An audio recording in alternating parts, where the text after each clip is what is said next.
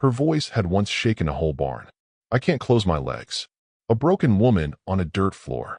A cruel husband hunting her like a wolf, and a cowboy named Elias Boone who lifted her out of that nightmare and swore she would never face it again. Months passed since that day in the Kansas heat. Hannah now lived at Boone Ranch, safer than she had ever been. The bruises had faded, the tremors had eased, and the quiet peace around the ranch began to feel like a life she might deserve. But peace in the Wild West never comes without a shadow waiting somewhere behind it. On a cool morning, Anna sat at the edge of the bed, hands resting on her stomach, watching the sunrise paint the prairie gold. She had been dizzy for a few days, tired in a way she could not explain. Mrs. Harper clucked her tongue and sent for the doctor, saying she had seen that look on many women before. Hannah tried to laugh it off, but her fingers would not stop trembling. The doctor came back just before noon, the same quiet man with steel-gray eyes who had told her she was expecting not long ago. This time he examined her gently, asked a few more questions, then stepped back with a look that made Hannah grip the blanket tight. Her breath caught. A child.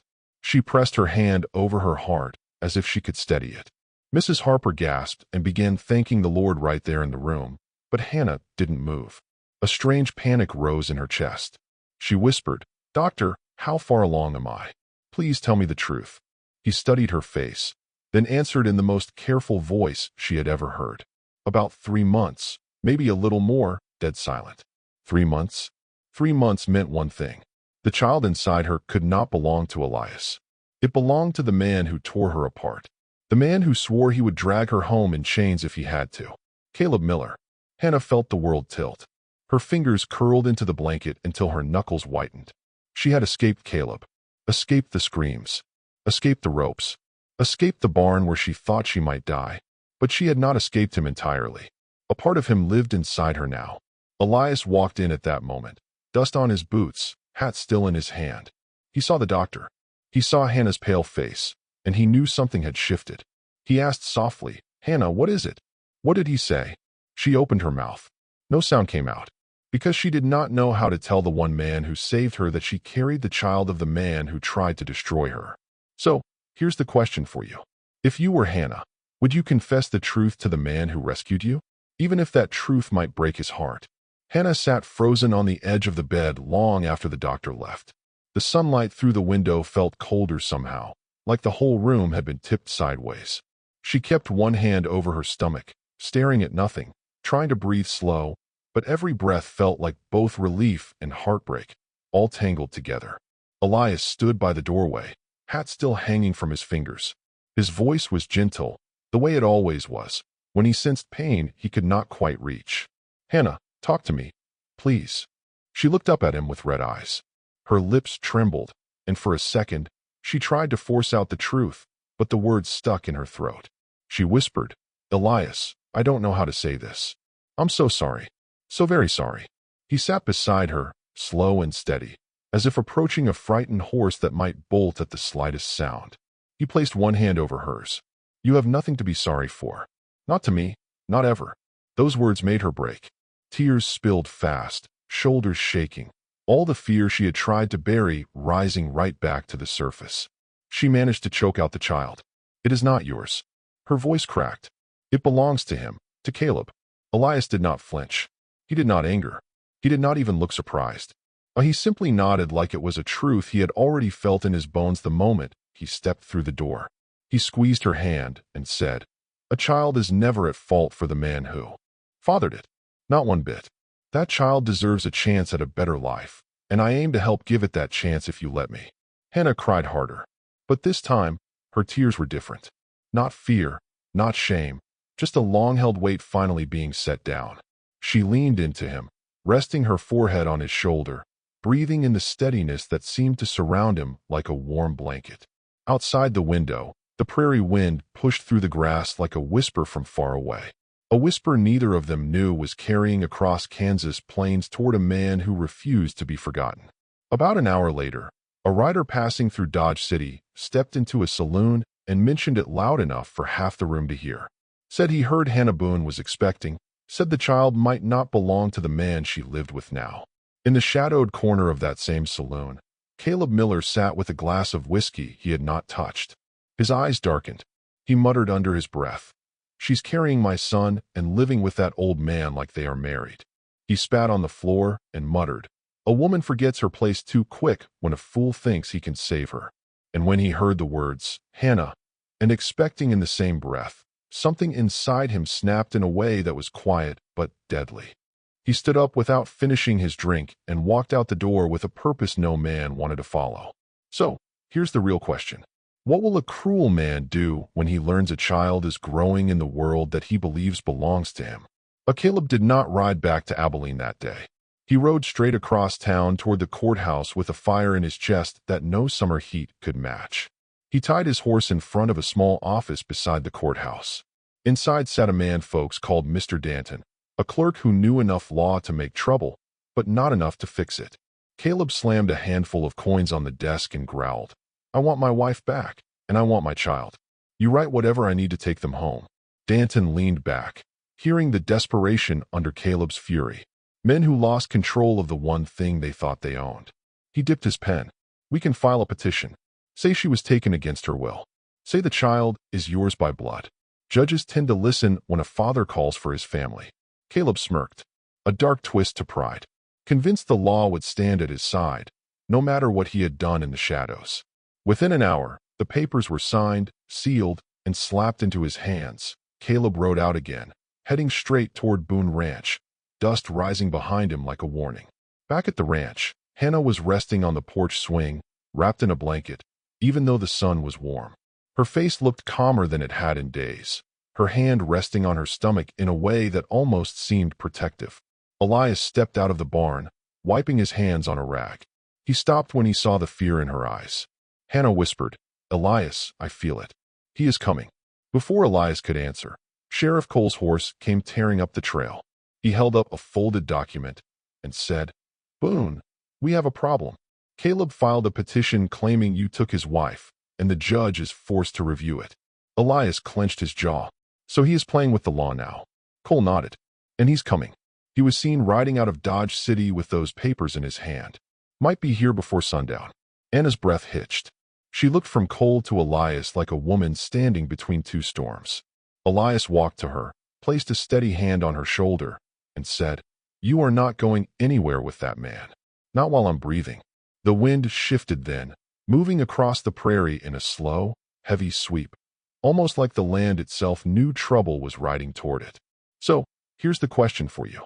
When a cruel man arrives holding the law in one hand and fury in the other, who will the judge believe when the dust settles? If you want to follow this journey to the end, tap that subscribe button nice and easy so you do not miss what comes next. And while you settle in, grab a warm cup of tea and tell me what time is it where you are, and where are you listening from today? Caleb did not slow his horse as he approached Boone Ranch. The dust behind him rose in a long, angry trail, and even from the porch, Hannah felt the vibration of hooves pounding through her chest. Elias stepped down from the steps, calm as a man facing a storm he had already prepared for. Sheriff Cole stood beside him, hand resting near his holster, but not quite on it. Caleb reined in his horse so hard the animal snorted and backed up. He held the papers out like a weapon. "I have the law on my side now. Bring Hannah out here, or I will take her myself." Hannah flinched at the sound of his voice. Elias noticed, and that was all it took for the anger in his jaw to tighten. He stepped forward a little. "Hannah stays where she is. She is safe here." Caleb spat in the dirt, glaring. "She is my wife, and that baby is my blood. You think you can hide her here? You think you can play house with another man's family?" Sheriff Cole finally spoke. "Caleb, you need to calm down. The judge has not ruled on anything yet. If you keep acting this way, you will lose whatever chance you had left." But Caleb was too far gone to hear reason. The rage in him had been simmering for months, and now it burst loose like a broken dam. He shoved past Cole and tried to march straight toward the porch. Elias moved in front of him so fast it startled even Cole. "You touched that step, and you answer to me." Elias said it quiet, but quiet words can cut sharper than a shout. Caleb swung, a wild punch thrown by a man who had lost any sense of consequence. Elias dodged it by a hair, but the movement sent Hannah stumbling back against the porch railing. The sight of her nearly falling was all it took. Cole stepped between them, shouting, Enough. But Caleb reached for something at his waist. Not a gun, but a length of rope, the same kind he used to tie Hannah down in that barn. Seeing it made her gasp and grab her stomach. Elias reacted first. He grabbed Caleb by the wrist, twisted his arm behind his back, and slammed him against the side post of the porch. The rope dropped to the ground. Even Cole froze. It was not the force of the move that shocked him. Was Caleb's face, twisted, not in pain, but in a kind of desperate madness. Caleb hissed. "You think you can take everything from me? You think you can take my son?" And right there, for the first time, Elias answered with absolute certainty. He said, "That child deserves better than the man who made him, and he will have better." Cole finally snapped out of it and pulled Caleb away before things went too far. He told him he was going to spend the night in a cell until the judge could sort this mess out. Caleb fought him the whole way, yelling that this was not over. Not by a long shot. Hannah sank onto the porch swing, shaking, one hand on her stomach, the other covering her mouth. Elias sat beside her, letting her lean into him until her breathing slowed. But deep inside both of them was the same fear.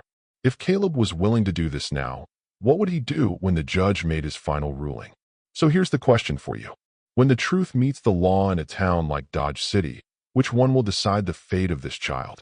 Caleb spent that night in a cell, pacing like a caged animal, muttering to himself that the judge would put everything back where it belonged. But the truth was, the town had seen too much. The way Hannah flinched at his voice, the wild look in his eyes. No paper in the world could hide what he had become. The next morning, Elias and Hannah rode into Dodge City, with Sheriff Cole leading the way. Hannah held her stomach with both hands, whispering to the child inside that everything would be all right soon.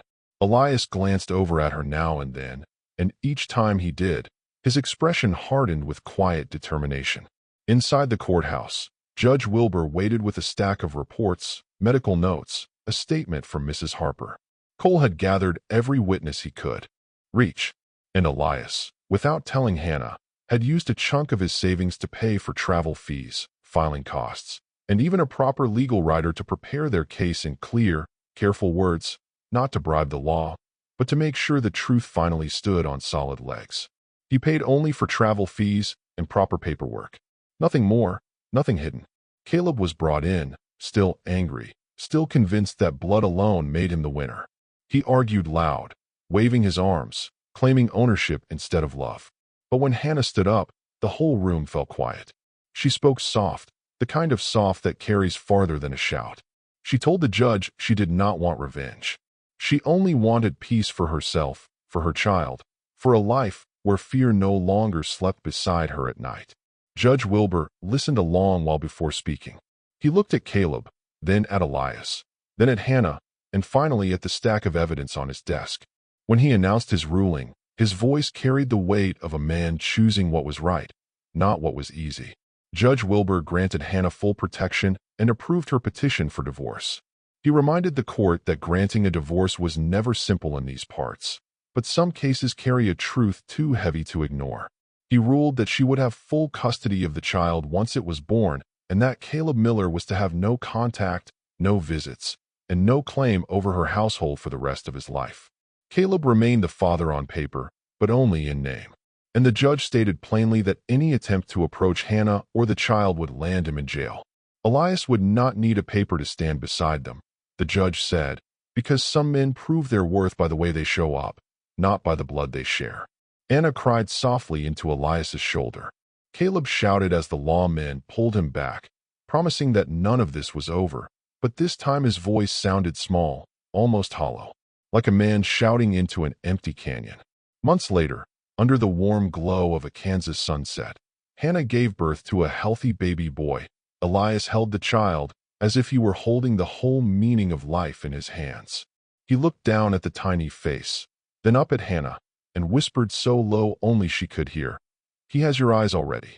Hannah smiled through tired tears and whispered, "Then he already has the best part of me." Hannah looked at them both and whispered, "We made it. We truly made it. Sometimes blood does not make a father. Sometimes kindness does. Sometimes courage does. And sometimes the people who save us become the family we were meant to have all along." Now let me ask you this. If you had lived in those days, would you have fought for a future built on love instead of fear? If this story moved you even a little, give it a like. It means more than you think. And go on and subscribe so you do not miss the next Wild West tale waiting down this dusty old trail. Pour yourself a warm cup of tea, settle in, and tell me, where are you watching from tonight, and what time is it on your side of the prairie?